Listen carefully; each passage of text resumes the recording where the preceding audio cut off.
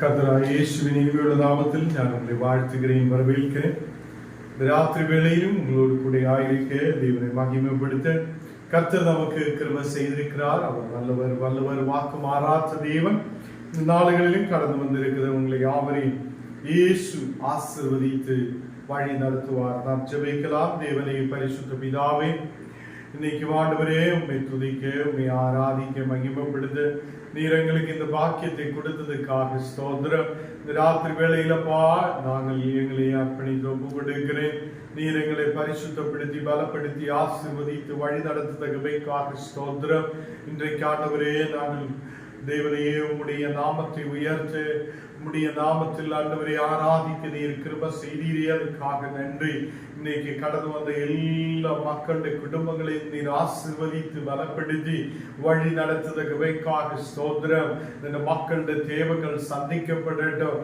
ஜெபிச்சு கொண்டிருக்கிற ஓரோ ஜெப விண்ணப்பங்களையும் நீர் கேட்கட்டும். ஆண்டவரே, அதுக்கு பதில் உண்டாகப்படட்டும். ஒரு விடுதல் உண்டாக நீர் கிருபை செய்யும். இந்த நாடுகளில் எங்களை முற்றிலும் தாழ்த்தி அர்ப்பணிக்கிறேன், ஒப்பு கொடுக்கிறேன். தேவனே, நீர் எங்களை நடத்துதவராய், நீர் எங்களை பாதுகாக்குதவராய், நீர் எங்களை வழி நடத்துதவராய் கூட இருக்குதற்காக ஸ்தோத்திரம். இந்த ராத்திரி வேளையில் எங்களை முற்றிலும் தாழ்த்தி ஒப்பு கொடுக்கிறேன்.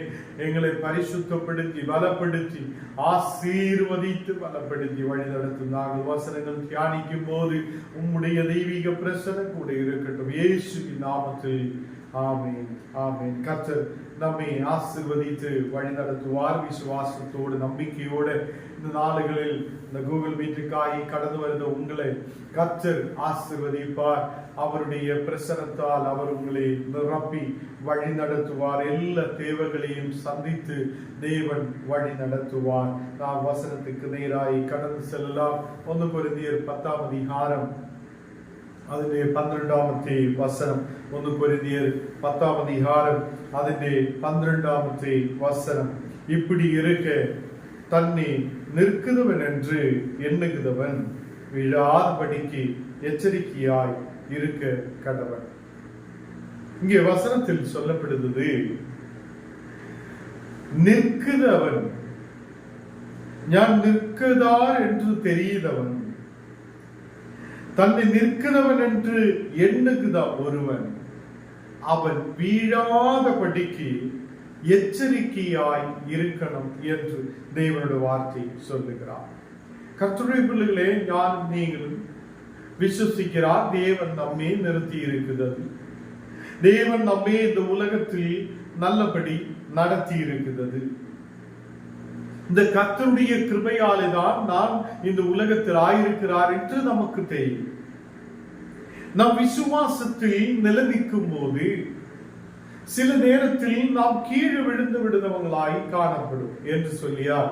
திடீர்னு ஜப வாழ்க்கையை விட்டுமாறு ஜபிக்க முடியாத சூழ்நிலை, விசுவசிக்க முடியாத ஒரு சூழ்நிலை, நம்முடைய மனசுகள் தேவனிலிருந்து தூரமாய் போய்விடும். இப்படிப்பட்ட சூழ்நிலைகள் நம் வாழ்க்கையில் வரும்போது நாம் எச்சரிக்கை உள்ளவராய் காணப்படும். வீழாதபடிக்கு எச்சரிக்கை உள்ளவர்களாய் நாம் காணப்படணும். கர்த்தருடைய பிள்ளைகளே, அநேகர் நிற்கிறார் என்று நினைக்கிறது. என் பலம் எனக்கு போதும், என்னுடைய பலம் கொண்டு எனக்கு எல்லாம் முடியும், என்னுடைய இந்த உலகத்திலே படிப்பு, என்னுடைய உலகத்திலே பணங்கள், செல்வங்கள், இதெல்லாம் என்னை இங்கு நிற்க வைக்கும் என்று நினைக்கிற மக்களும் இருக்கிறது. சில நேரத்தில் அவங்க கீழே விழுந்து விடுவார். கர்த்தருடைய பிள்ளைகளே, கீழே விழுந்து விடுதவன் விழாதபடிக்கு எச்சரிக்கை உள்ளவனாயிருக்கணும். அவனுக்கு செல்வங்கள் வரும்போது அதை வீணாய் செலவு பண்ணாதே, சேர்த்து வைத்து அது நல்ல வழிக்கு செலவு பண்ணதவனாய் காணப்படும். அதை நல்ல வழிக்கு பயன்படுத்ததவனாய் காணப்படும். நமக்கு ஆரோக்கியம் இருக்கும் போது நாம் ஆரோக்கியத்தை பயன்படுத்தணும்.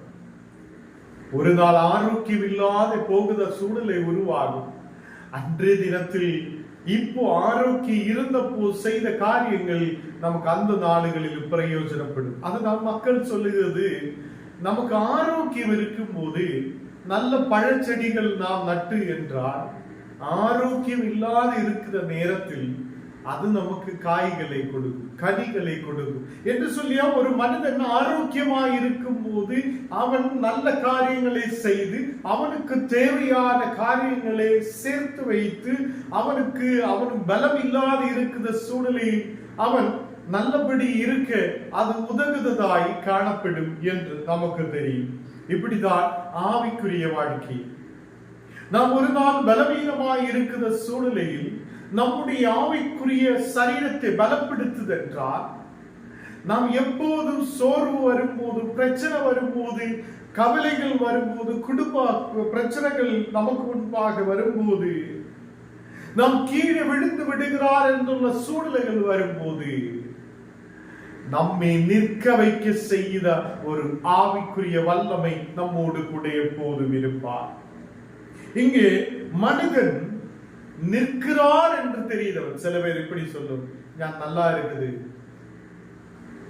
எனக்கு எந்த பிரச்சனையும் இல்லை, நான் இப்போதும் அது தேவனுடைய மேல் அது விசுவாசம் உள்ளவராய் இருக்கிறார், நான் கீழே விழுந்து விட மாட்டேன், நான் நிற்கிறார் என்று சொல்லுத சில பேர் இருக்கும். அவங்களும் எச்சரிக்கையாய் இருக்கணும், கீழே விழுந்து விடாதபடிக்கு, விழாதபடிக்கு எச்சரிக்கையாய் இருக்கணும் என்று ஏன் சொல்லுகிறார்? நாம் விழுந்து விட்டால் தேவனிலிருந்து தூரமாய் போகுதவங்களாய் காணும். மனுஷனை ஜபிக்க முடியாத சூழ்நிலை வரும், தேவனுடைய வார்த்தைகளில் விசுவாசிக்க முடியாத சூழ்நிலை வரும். அதுதான் நமக்கு தெரியும். நம்முடைய கிராமங்களில், பட்டணங்களில், நம்முடைய சபைகளில் எல்லாம் அநேக மக்கள் நல்ல ஜபிச்சு கொண்டிருக்கிற மக்கள் ஒரு நாள் ஜபிக்க முடியாத சூழ்நிலையில் கடந்து. இனி எதுக்கு ஜபிக்கணும்? இனி எதுக்கு விசுவசிக்கணும்? இனி எதுக்கு ஆலயத்துக்கு கடந்து செல்லணும்? இப்படிப்பட்ட கேள்விகள் வரும்போது இவங்கள் விழுந்து விடுகிறார், கீழே விழுந்து விடுகிறார், எழும்பி வர முடியாத சூழ்நிலைகளில் காணப்படுகிறார். கர்த்தருடைய பிள்ளைகளே, 1 கொரிந்தியர் 10:6 வசனத்தில் இவைகள் எல்லாம் திருஷ்டாந்தங்களாக அவர்களுக்கு சம்பவித்தது. உலகத்தில் முடிவு காலத்தில் உள்ள நமக்கு எச்சரிக்கை உண்டாகும்படி எழுதப்பட்டும் இருக்கிறது.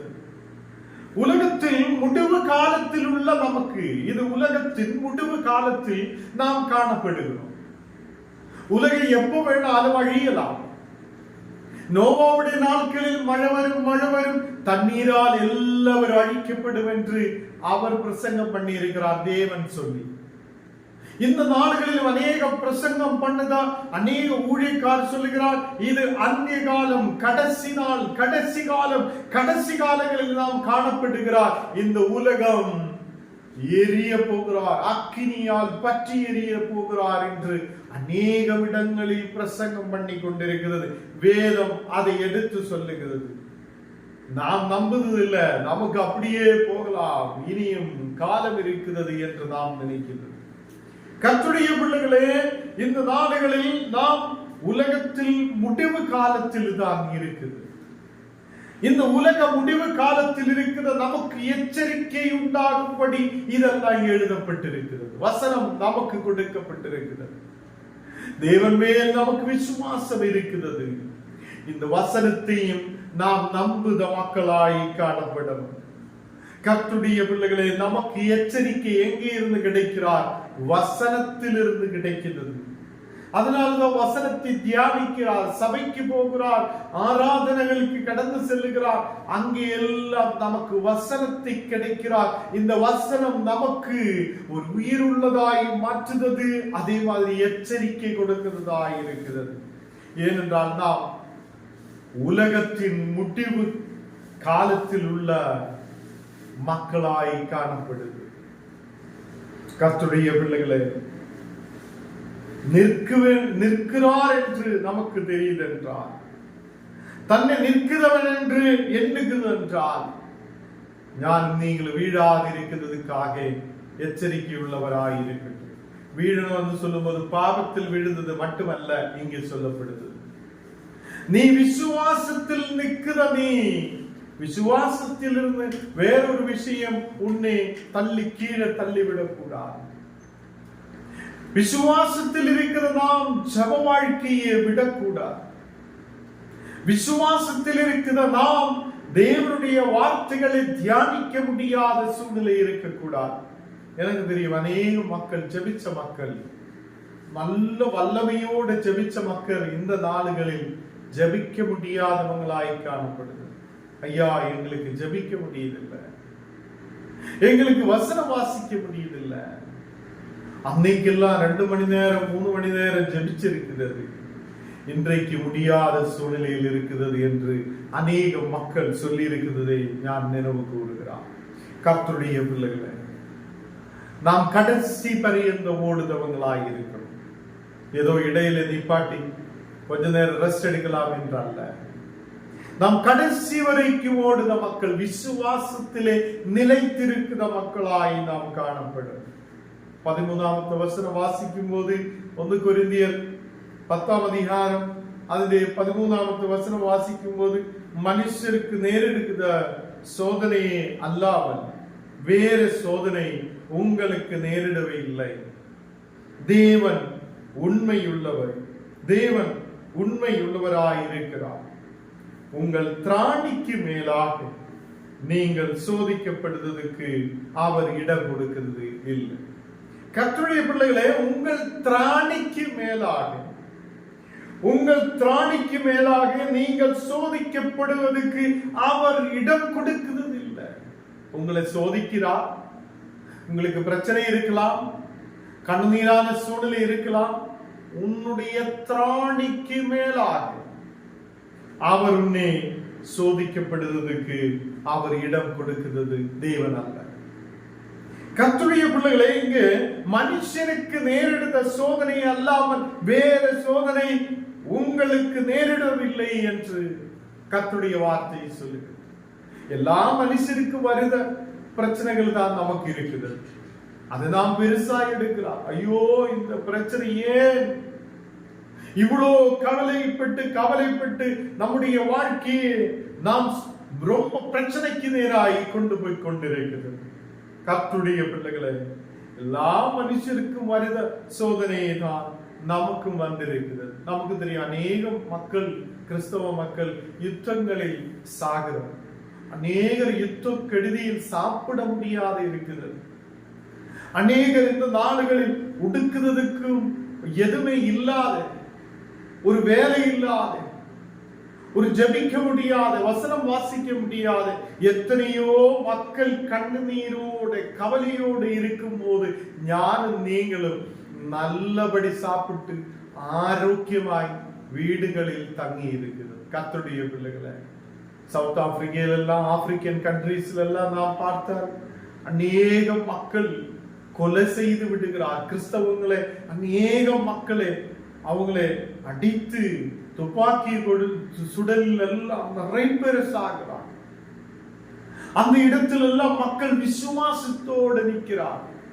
அவங்கள் தேவன் மேல் விசுவாசம் உள்ளவர். அந்த பிரச்சனையின் நடுவில் கர்த்தர் போதும் என்று சொல்லுதவராய் இருக்கிறது. நமக்கு ஏதோ சின்ன பிரச்சனைகள் தான் நம்ம வீடுகளிலும் நமக்குள்ளேயும் இருக்குது. இந்த சின்ன பிரச்சனைகளே வைத்து நாம் அது பெருசா எண்ணி, ஆண்டவரே, இந்த உலகத்தில் மனிதர்களுக்கு கொடுக்கிறதை காட்டிலும் பெரிய அளவில் எனக்கு கொடுத்தீரே என்றெல்லாம் முறுமுறுத்து கொண்டிருக்கிறதா? எப்போதும் கஷ்டமே, எப்போதும் பலவீனம். அப்ப நாம் யோசிக்கணும், சவுத் ஆப்பிரிக்கையிலும் யுத்தங்கள் நடக்கிற இடங்களில் எல்லாம் எவ்வளோ கிறிஸ்தவர்கள் கஷ்டப்படுகிறார். ஒரு நேரத்தை சாப்பாடு இல்லாத கஷ்டப்படுகிறார். ஒரு பன்னு கிடைக்கணும். பன்னு நமக்கு தெரியும், ஒரு பன்னு, ஒரு சின்ன பன்னுக்காக லைன் கியூ பிடிச்சு நிக்கிற மக்கள், ஒரு கிளாஸ் தண்ணீருக்காக கியூ பிடிச்சு நிக்கிற மக்கள். இந்த நிலைமையும் நமக்கு இல்லையே. கர்த்தர் நம்மை இவ்வளவு பாதுகாத்திருக்கிறேன். அதுதான் இங்கே சொல்லப்படுகிறார், உனக்கு திராணிக்கு மேலாக உங்களை சோதிக்கிறதுக்காக அவர் இடம் கொடுக்க மாட்டேன். அவர் இடம் கொடாமல் சோதனையை தாங்கத்தக்கதாக சோதனையோடு கூட அதுக்கு தப்பித்து கொள்ளும்படியே போக்கையும் உண்டு பண்ணுவார்.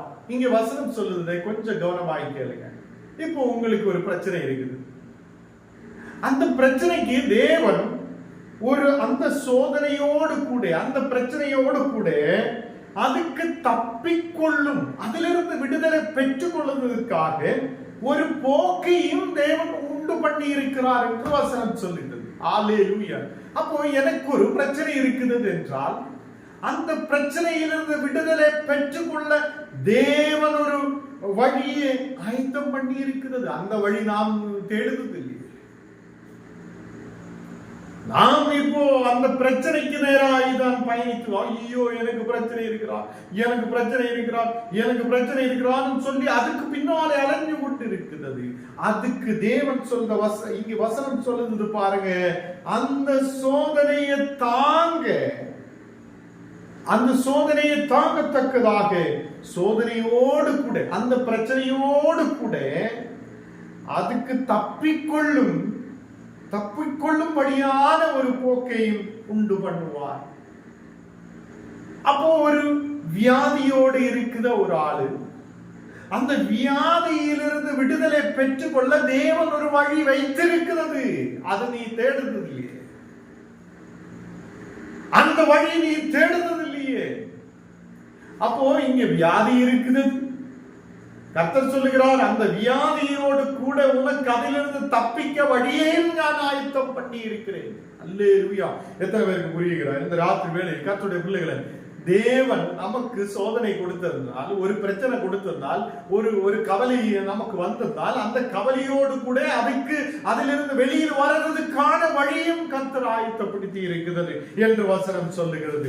அல்லேலூயா. இந்த ராத்திரி வேளை விசுவாசத்தோடு நாம் ஆயிருக்கட்டும். எனக்கு பிரச்சனை தானே என்று சொல்லிட்டு இருக்காமல் தேவன் வைத்திருக்கிற வழியை தேடுங்கள். அந்த பிரச்சனையில் இருந்து வெளியில் வர தேவன் உனக்காக வழியை வைத்திருக்கிறது. கர்த்தருடைய பிள்ளைகளே, 9-10 வசனங்கள் நாம் வாசிக்கும் போது அவர்களில் சிலர் கிறிஸ்துவை பரீட்சை பார்த்து பாம்புகளால் அழிக்கப்பட்டார்கள்.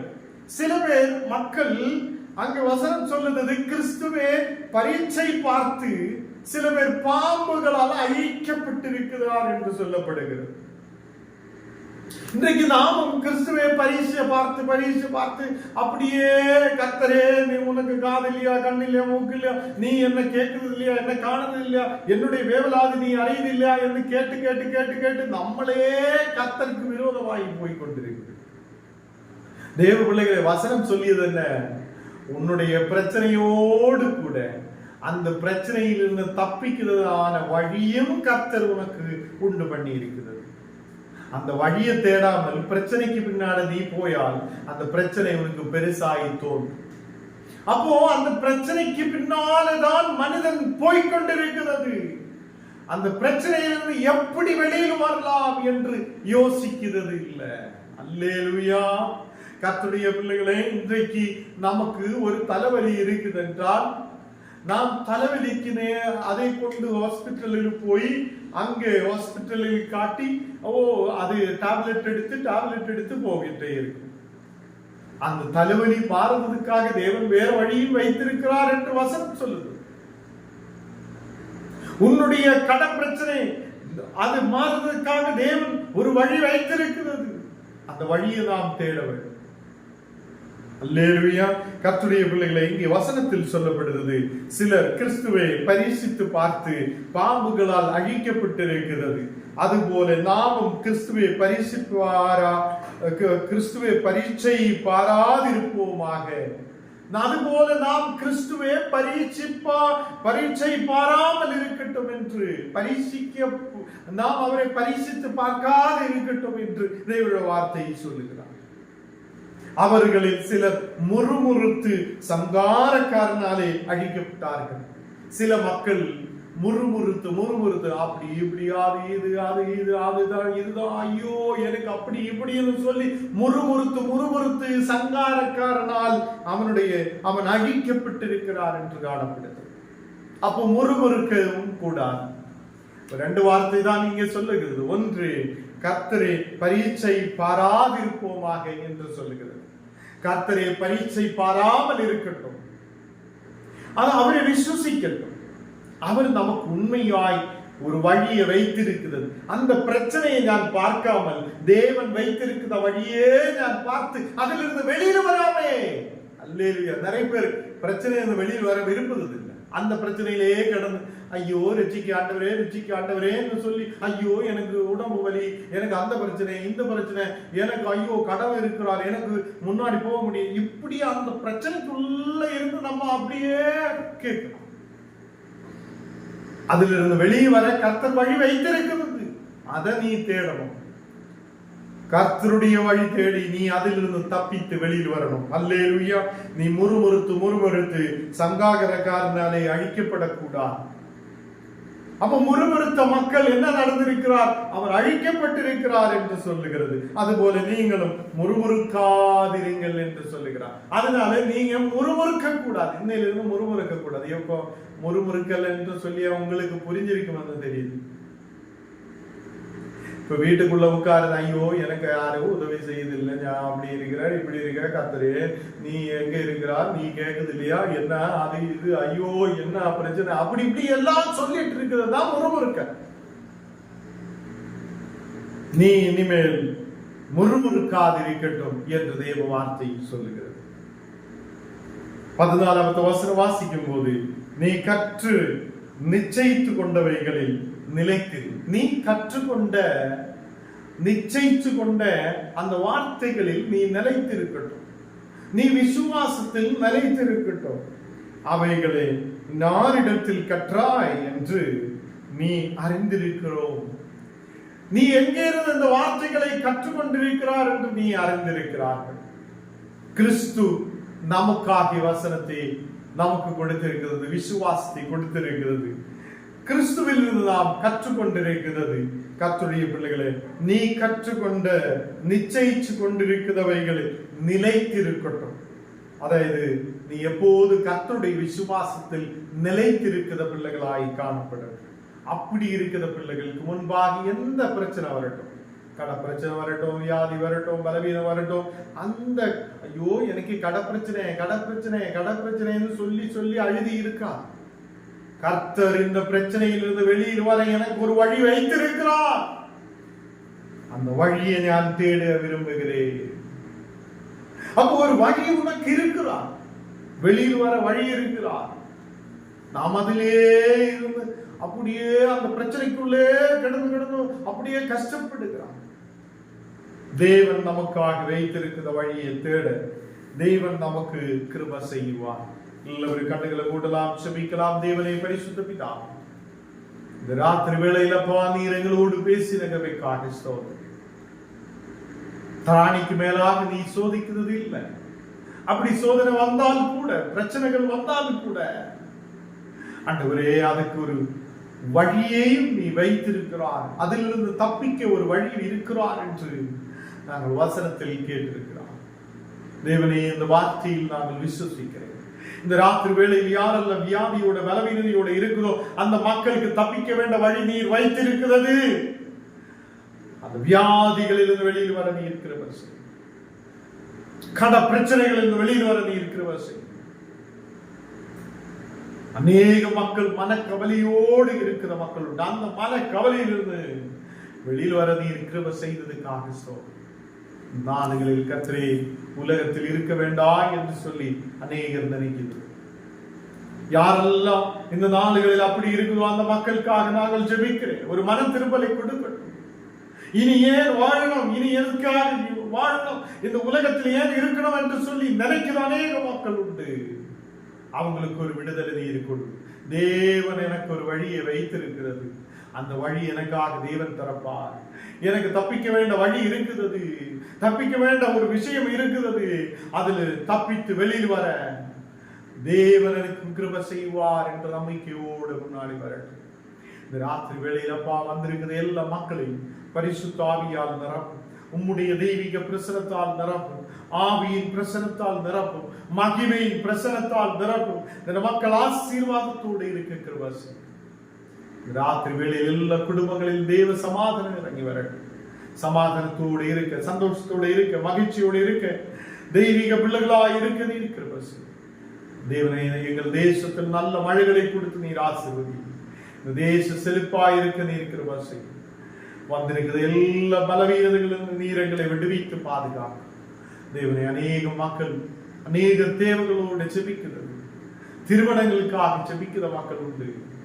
அவங்களுடைய குடும்பங்களில் திருமணங்கள் ஏற்ற நேரத்தில் நடக்கப்பட இருக்கிற செய்யும். விசேஷால் ஆண்டவரே ஜபங்களுக்காக சொல்லி இருக்கிற ஒவ்வொரு மக்களையும் உங்களுடைய கரத்தில் ஒப்புக் கொடுக்கிறேன். தேவனை வழிகளை திறந்து கொடுத்து ஆசீர்வதியும். இந்த ராத்திரி வேளையிலப்பா எங்களை முற்றிலும் உங்களுடைய கரத்தில் ஒப்புக் கொடுக்கிறேன். நாங்கள் ஏதோ பிரச்சனைக்குள்ள விழுந்து கிடக்கிறவராய் அல்ல, வியாதிக்குள்ள விழுந்து கிடக்கிறவராய் அல்ல, கிறிஸ்துவில் உள்ள விசுவாசத்தோட, கிறிஸ்துவில் உள்ள நம்பிக்கையோட அவர் வைத்திருக்கிற தப்பிக்கிறதுக்காக வைத்திருக்கிற வழியை கண்டுபிடித்து அதில் முன்னாடி கடந்து செல்ல இருக்கிறவர் எங்களை முற்றிலும் தாழ்த்துகிறேன், அர்ப்பணிக்கிறேன். இன்றைக்கு அப்பா கோவில் வீட்டிலூட வசனங்கள் கேட்ட மக்களுக்காக ஸ்தோத்திரம், யூடியூபிலூட வசனங்கள் கேட்கிற மக்களுக்காக ஸ்தோத்திரம். இந்த மக்கள் நீர் ஆசீர்வதித்து பலப்படுத்தி வழி நடத்தும். இயேசுவின் நாமத்தில் தனப்பிதாவே, ஆமென், ஆமென். என் ஆத்மாவை கர்த்தரை ஸ்தோத்திரம், என் முழு உள்ளமே பரிசுத்த நாமத்தை ஸ்தோத்திரம். என் ஆத்மாவை கர்த்தரை ஸ்தோத்திரம், கர்த்தர் செய்த சகல உபகாரமும் மறவாதே. ஆமென்.